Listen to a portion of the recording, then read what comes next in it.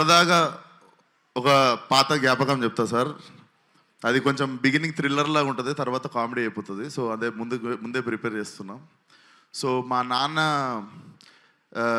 చిరంజీవి గారికి చాలా వీరాభిమాని. సో అప్పుడు పాలిటిక్స్ టైంలో మీ ఫాలోవర్ ఉన్నప్పుడు ఆ గొడవల్లో నైట్ మా కారు కాల్చేశారు ఇంటెన్గా.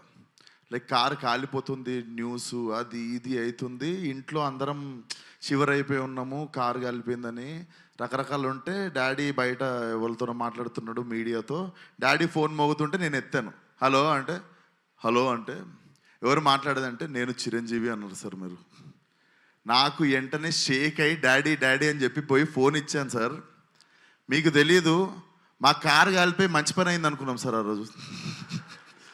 అంటే మా ఫ్యామిలీ అందరము ఆ కారు కాలిపోయిందనే ట్రోమా మర్చిపోయి we are cherishing the moment that Chiranjeevi గారి నుండి డైరెక్ట్ ఫోన్ కాల్ వచ్చింది మాకు, అండ్ మేము మాట్లాడగలిగినాం, and you were concerned about us అని చెప్పి.